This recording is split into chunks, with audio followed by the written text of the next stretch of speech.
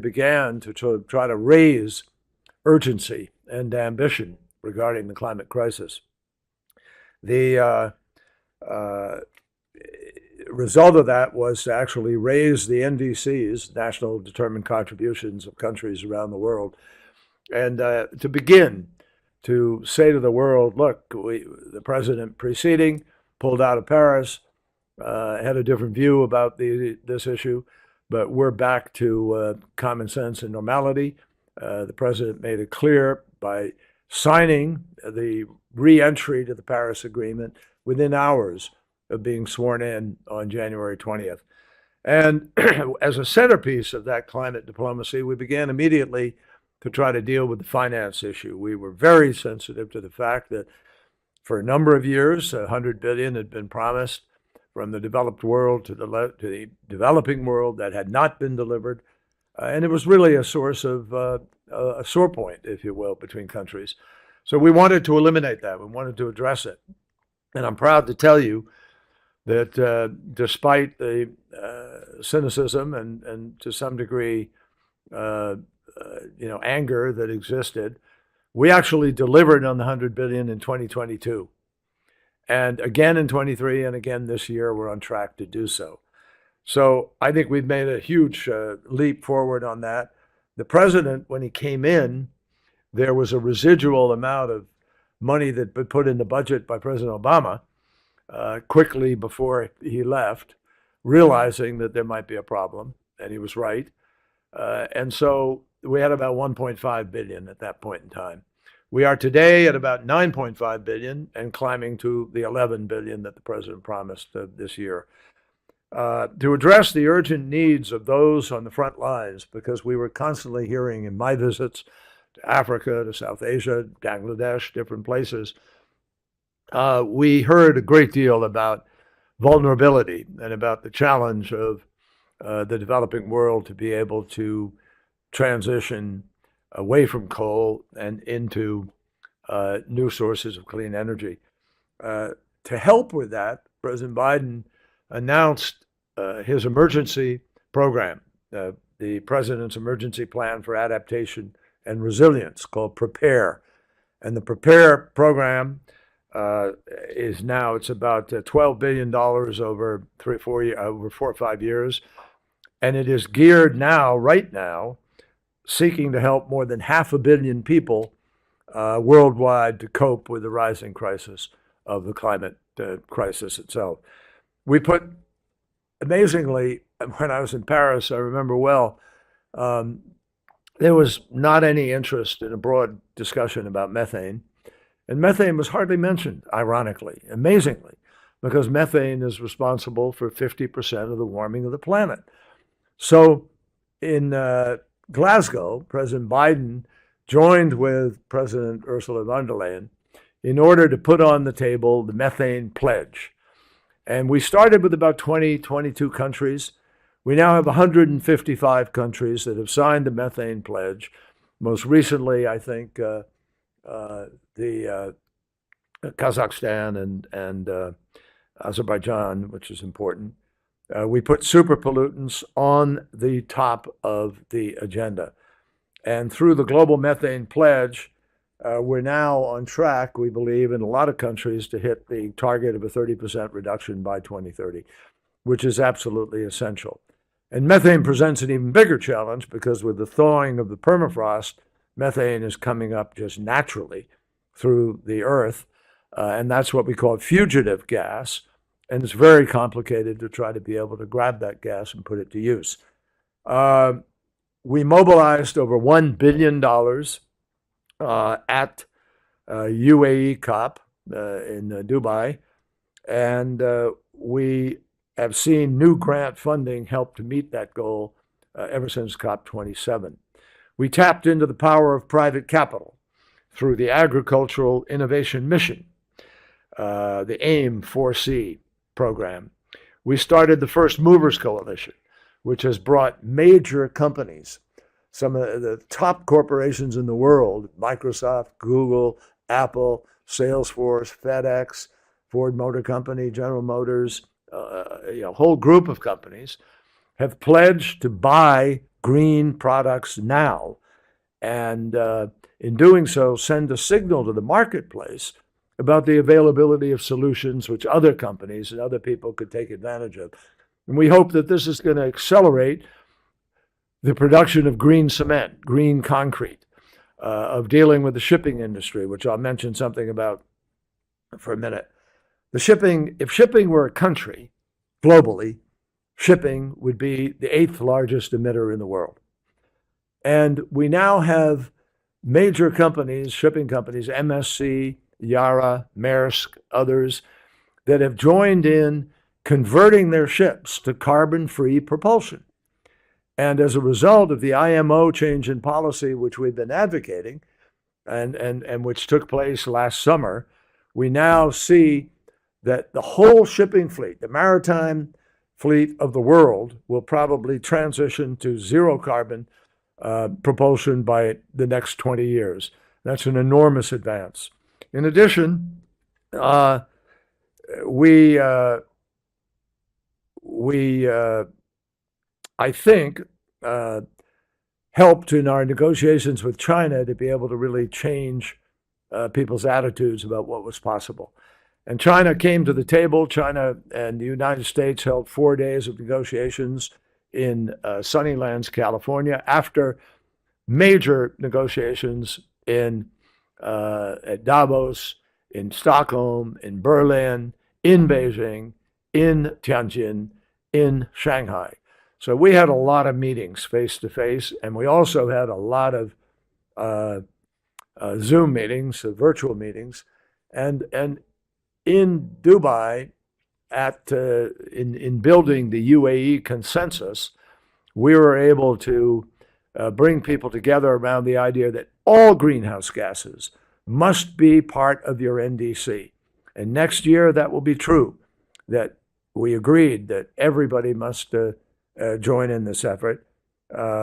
We achieved something very significant in the UAE, which was what now really provides the UAE consensus. And that consensus begins with the words, transitioning away from fossil fuel. The first time in history that fossil fuel has been embraced within the confines of a COP agreement.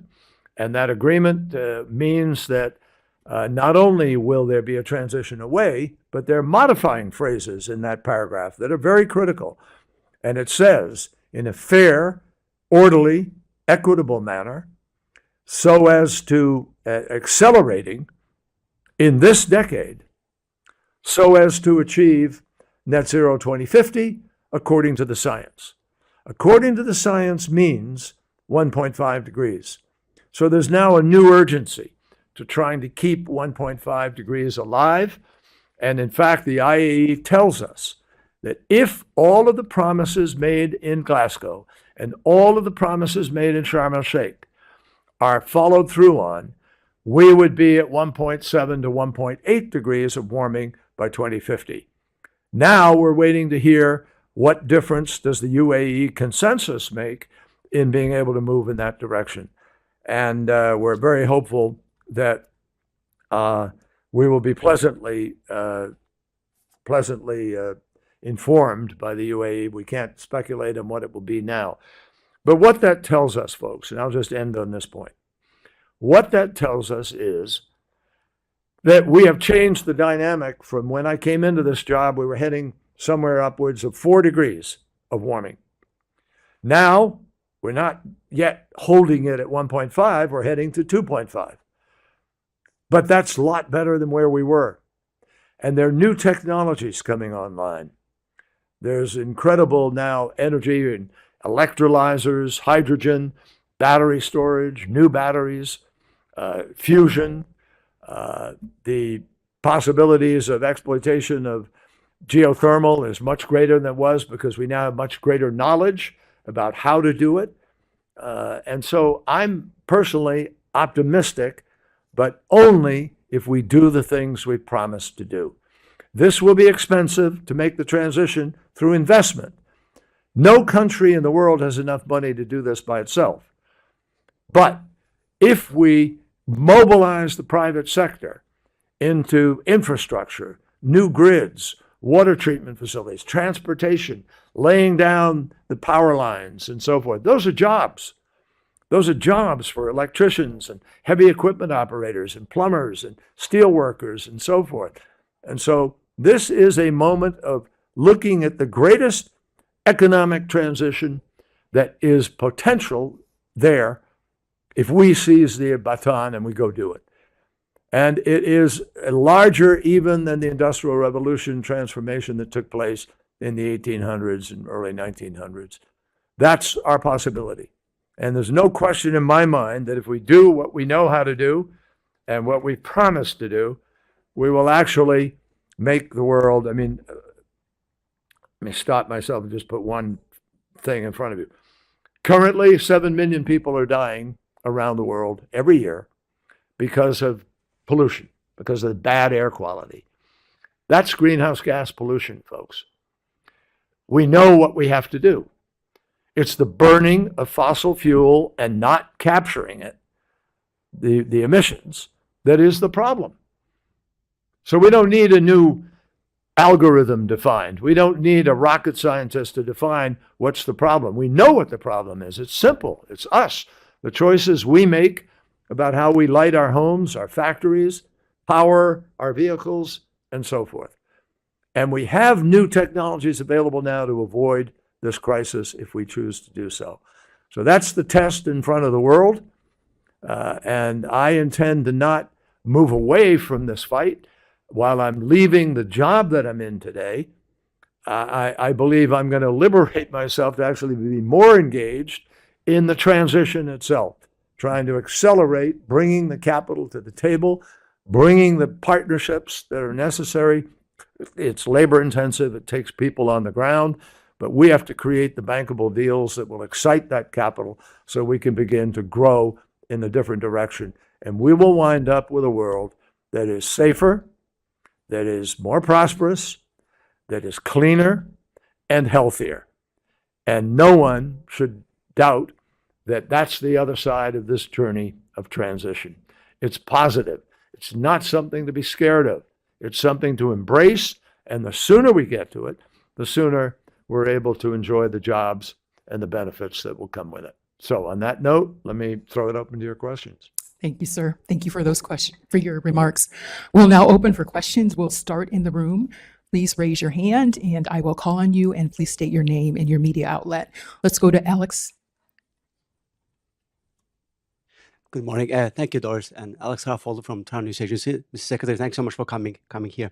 Let me pick up from where you have left off. What would be the good outcome for upcoming summit look like? How would you define that, given everything you said right now? For the next summit? Yeah, for Baku summit, and also secondly, given the poor human rights records of the host country, do you have any concern about growing concerns over Azerbaijan being the host country? Thanks so much. Well, let me begin by saying that the expectations of the next COP are actually defined already to some degree by the UAE consensus. The next COP is going to be largely focused on finance, not exclusively, but finance will be the big challenge because the 100 billion annual donation language has expired, will expire. So now we need the successor on the 100 billion. And the question will be, will the donor base to that process grow? Will other countries that could be capable of providing more income and more donation, will they in fact step up and help to accelerate this transition? Secondly, there will obviously be further expectations and considerations regarding the new impact fund, the fund that's been created to try to deal with the negative impacts.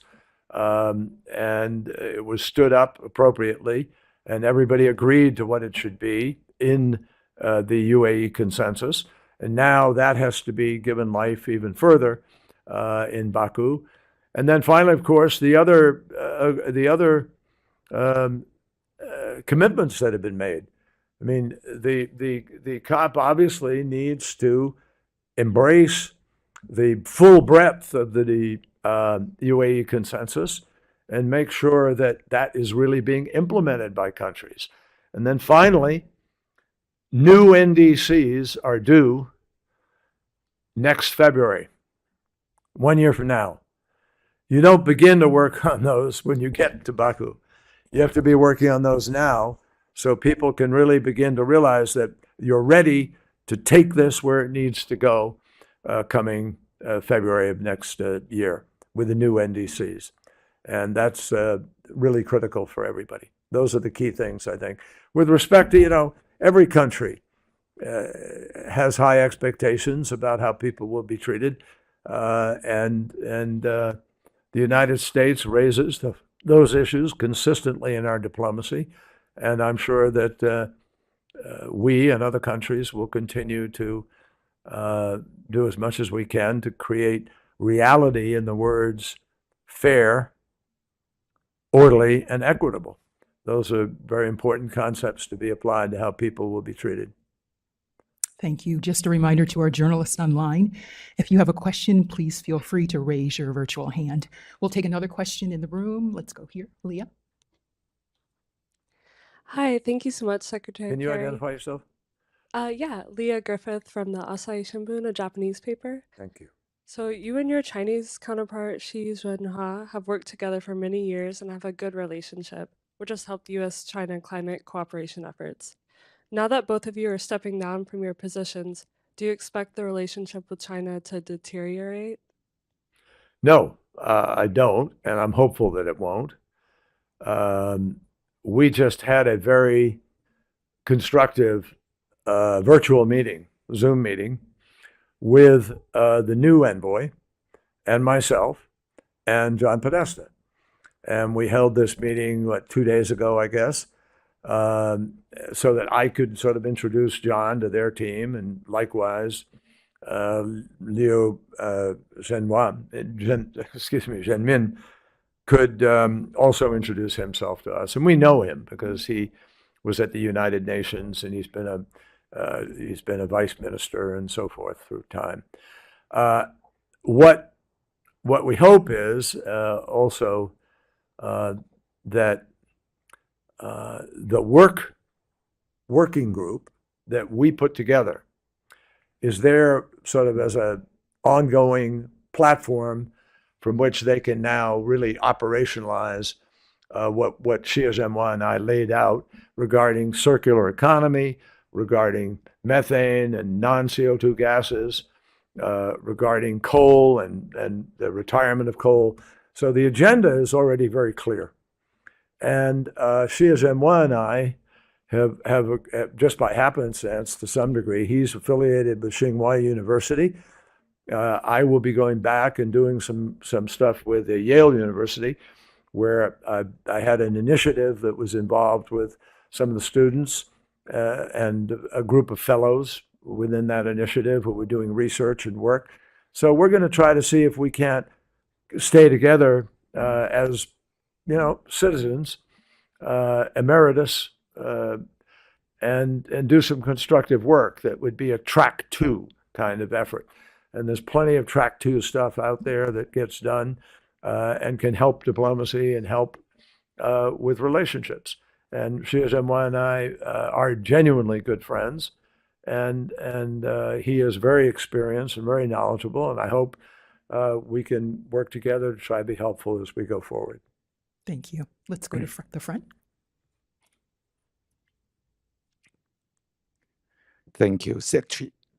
Thank you, Secretary. My name is Dong Huiyu with China Review News Agency of Hong Kong. I actually have a follow-up question. You have been the advocate for U.S.-China engagement for a long time, since you were senator or the Secretary of State. But now in the U.S., the mainstream thinking of the U.S.-China relations seems to be that the engagement was a failure or even a mistake. So what do you think about this argument? And what lesson can we learn from the cooperation between the US and China on climate change to deal with the overall relationship, which is quite competitive now, or even, conflicting in some areas? Thank you. Well, sir, thank you for that question. And it's a very important one. And I look forward to sharing with you my thoughts on it.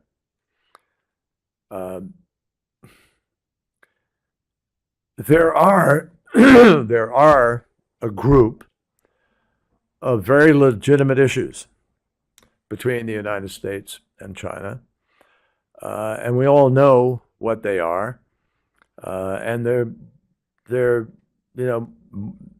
well defined, ranging from questions about Hong Kong, about Taiwan, about Kim Jong-un, about nuclear weapons, about access to the marketplace, about intellectual property protection, about Uyghurs, about South China Sea. I mean, I'm just rattling these off, right now on the top of my head.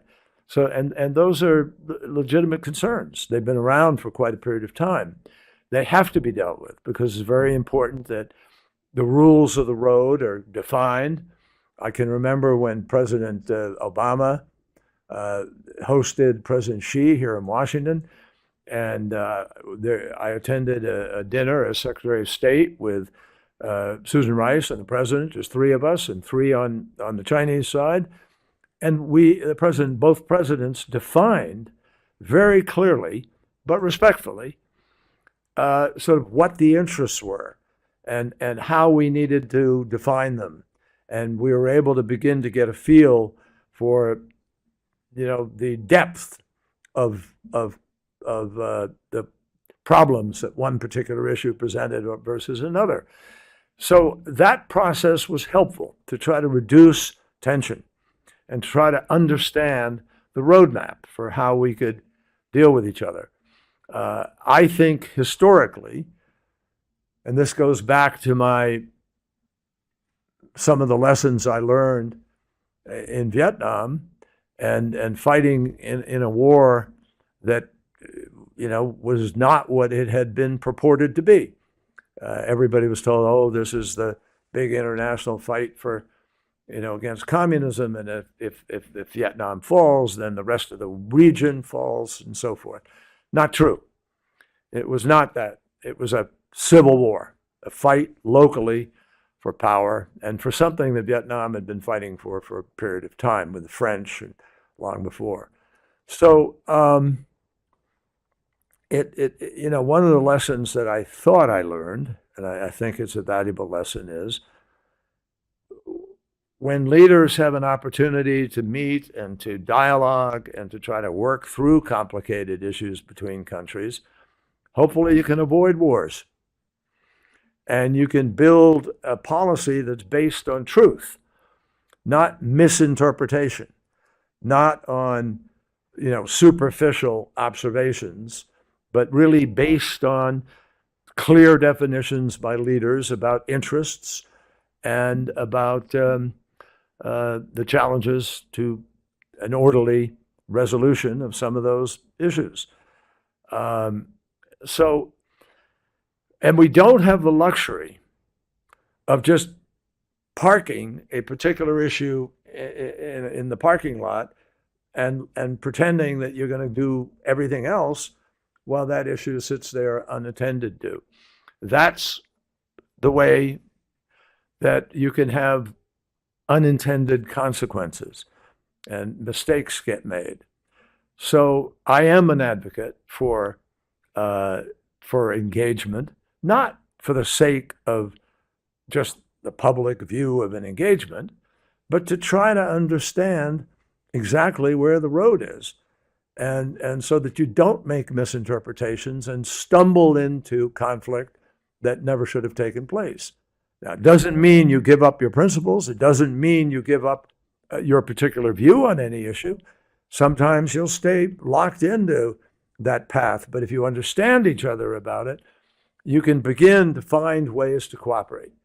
And what President Biden and President Xi agreed on was the notion that in climate, it's not a bilateral issue. It's a multilateral issue. And no country can solve this by itself. China can't go off and solve the climate problem. We can't go off and solve the problem. And even together, we can't solve the problem, although we have a huge influence on it. But we can't solve it without Russia and Indonesia and Brazil and South Africa and Australia and Japan and the rest of the developed world coming to the table, because 80% of all the emissions come from about 20 countries. So we have to be realistic here. Now, I think that by having the dialogue that we were able to have with China, it was based on mutual respect, even though there are differences. You have to approach it in a respectful way to try to have a dialogue that is going to be productive. And so that's where I think we are today, is with the ability to be productive. And I think we're better off. Other people may judge it in different ways. Now, have we resolved all those other issues? No. But I think I know that Jake Sullivan has been meeting with his counterpart. I think there's a better understanding of how to not make a mistake and stumble into something you never intended to.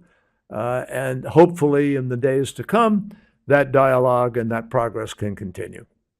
Thank you. Let's take another question here, and we'll go to this side. Bingru. Thank you, Doris. Thank you, Secretary Kerry. Just a quick follow-up. Can you say your name?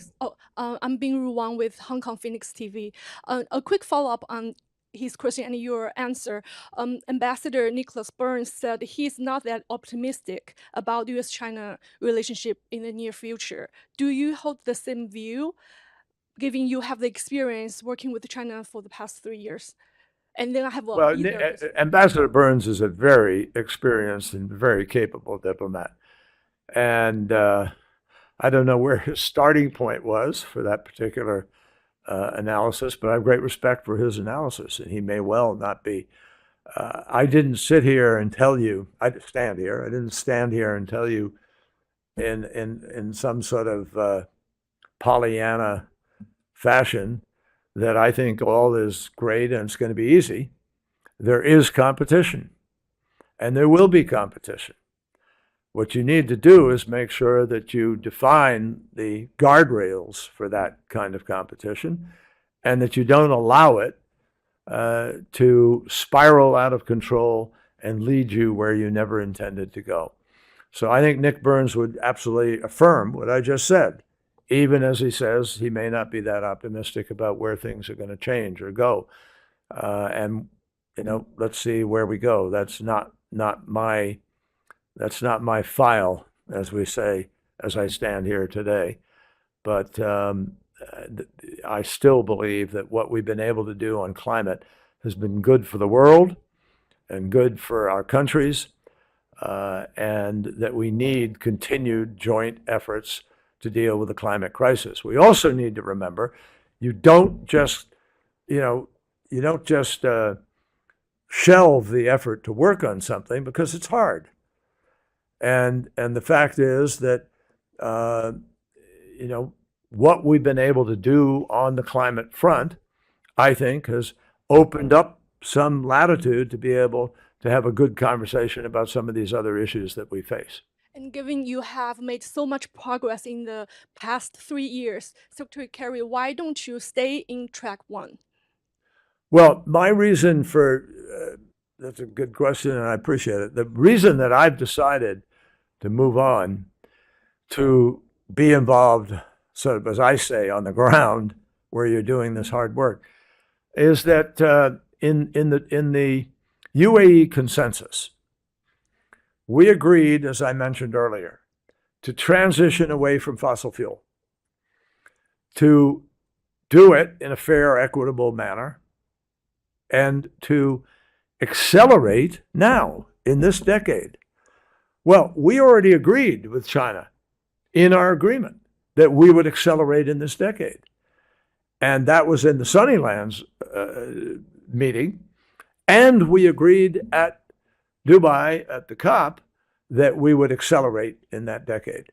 So who's going to accelerate?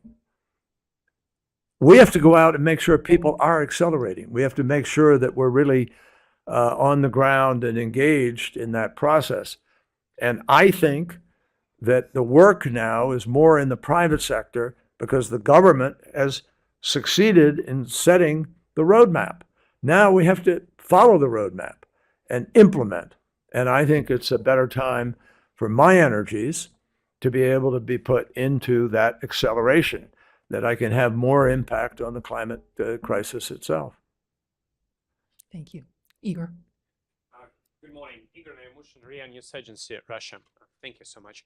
A couple of questions, if you allow. So what is the current level of relations between the US and Russia on climate agenda? Are there any points of contacts left? And the second question, in February 2023, Russian Ministry for Economic Development declared a review of a plan to decrease carbon emissions due to investment constraints led by sanctions.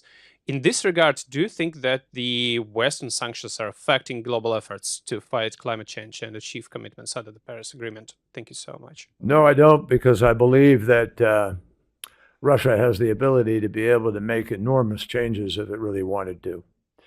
I mean, if Russia has the ability to wage a war illegally and invade another country, they ought to be able to find the effort to be responsible in the climate issue.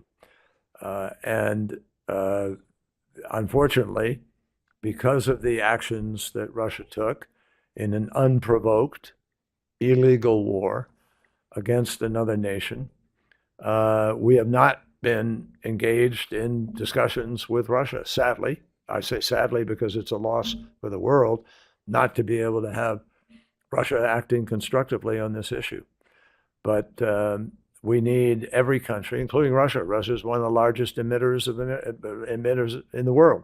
If Russia wanted to show good faith, they could go out and announce what their reductions are going to be and make a greater effort to reduce emissions now.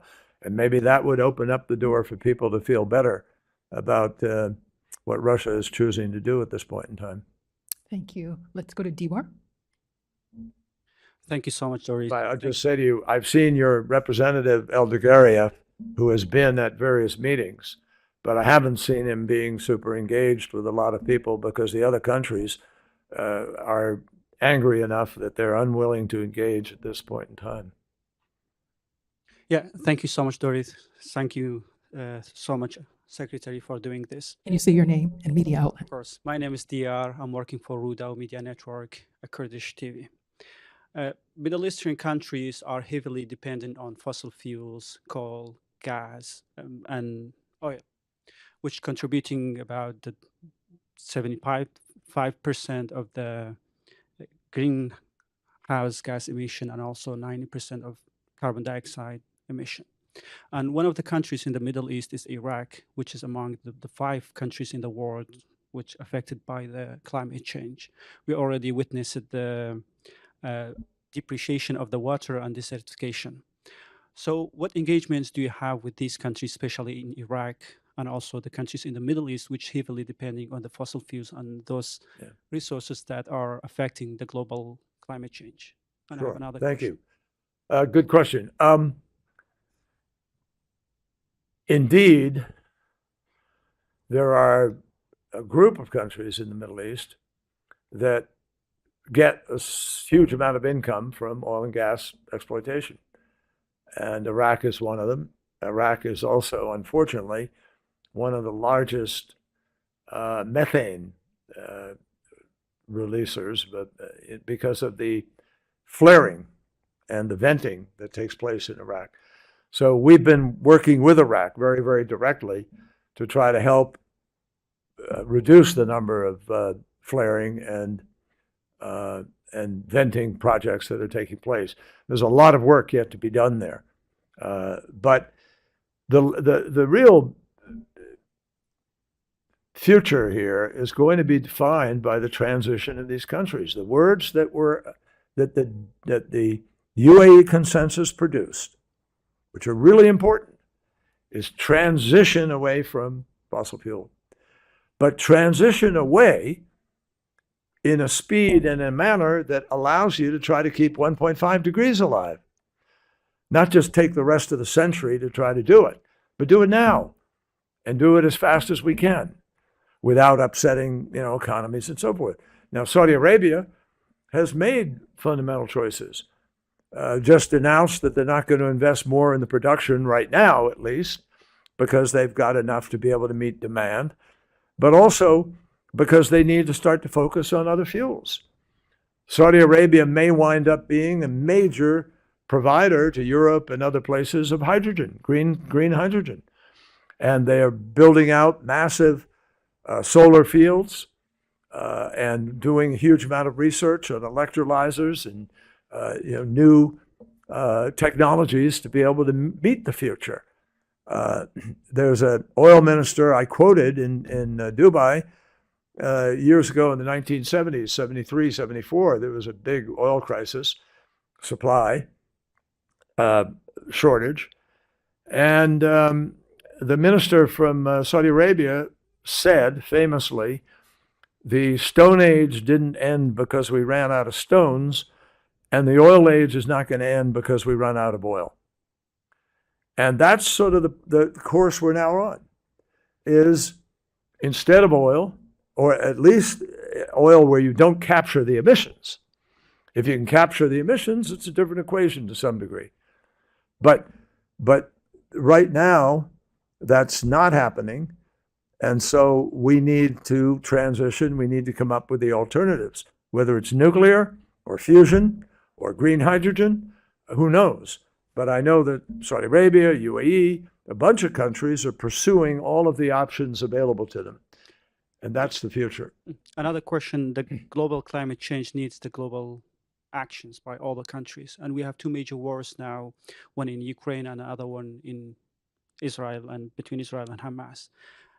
Does these wars between Hamas and Israel and also Ukraine and Russia increase the vulnerability to the climate change? What's your assessment on that?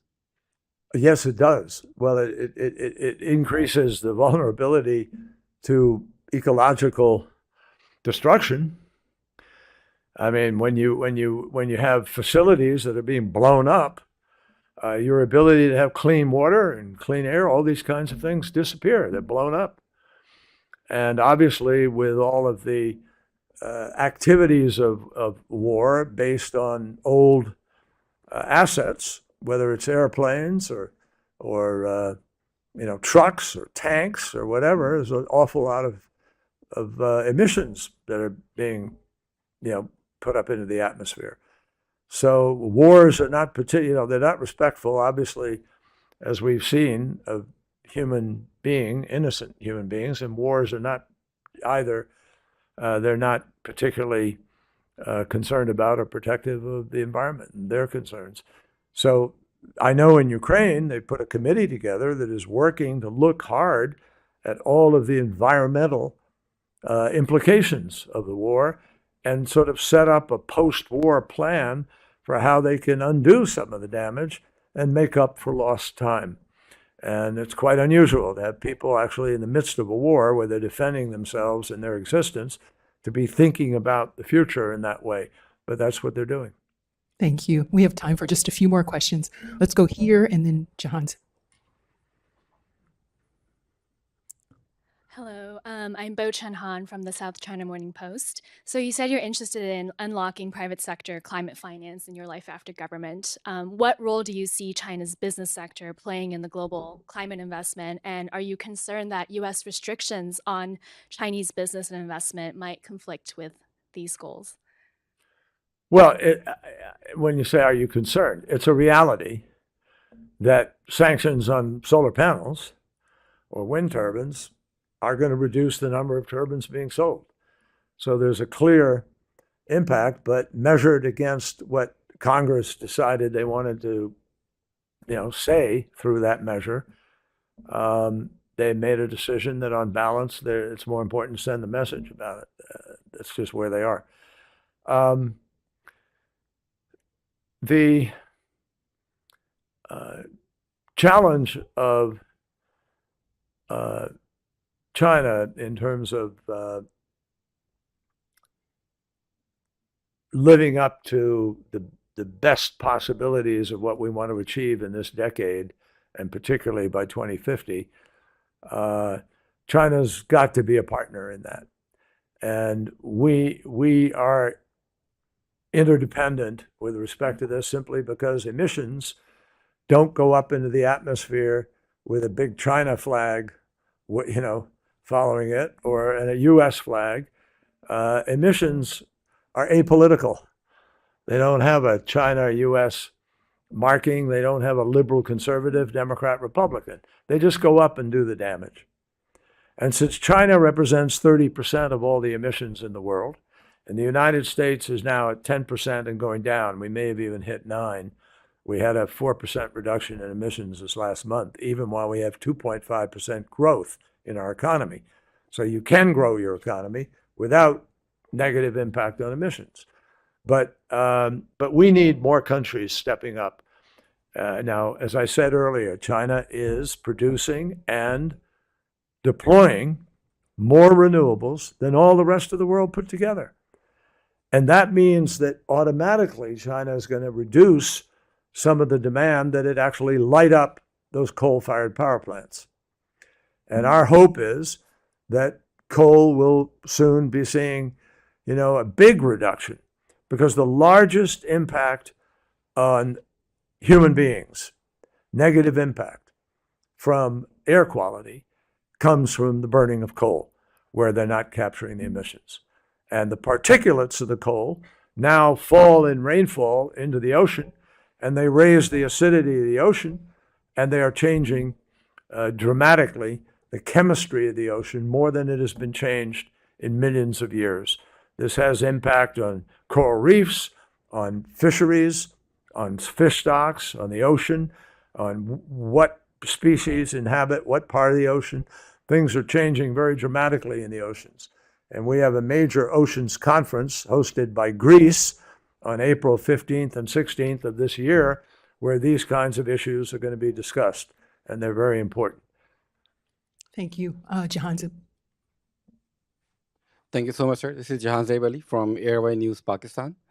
The 2022 floods in Pakistan created some $30 billion of damages. The US has given some $200 million in bilateral aid for flood recovery, a small fraction of what is needed. But the US also opposes the loss and damage fund created in 2022 to help countries like Pakistan. Why that opposition? Thank you.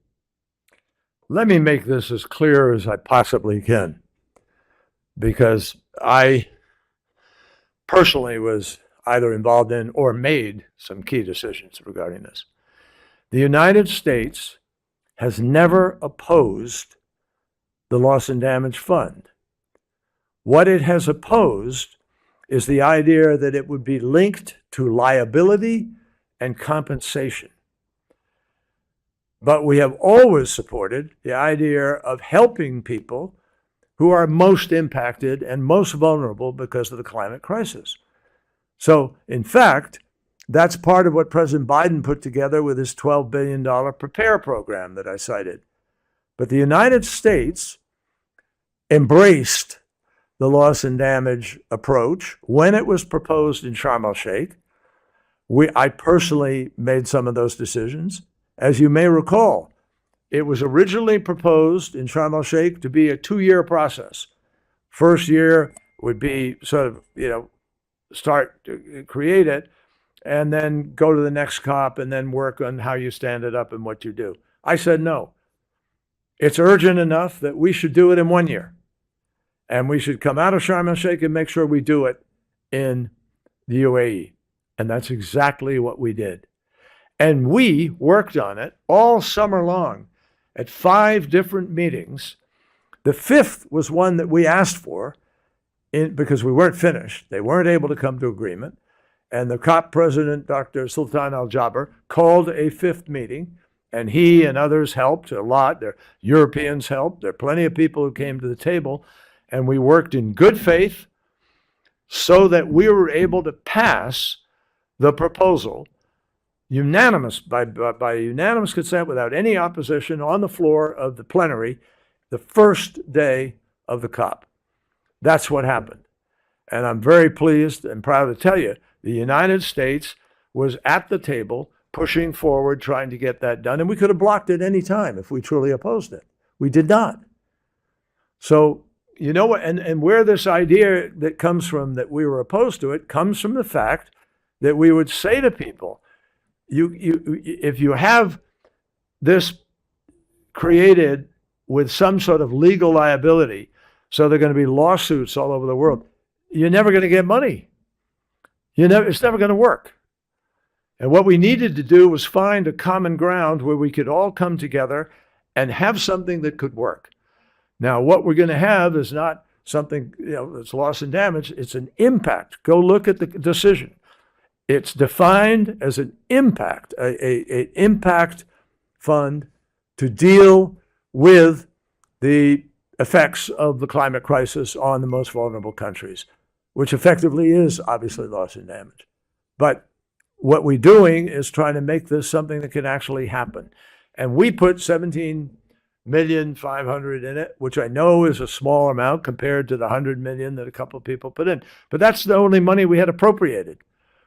We work in a way that if Congress doesn't appropriate it, we can't put the money in.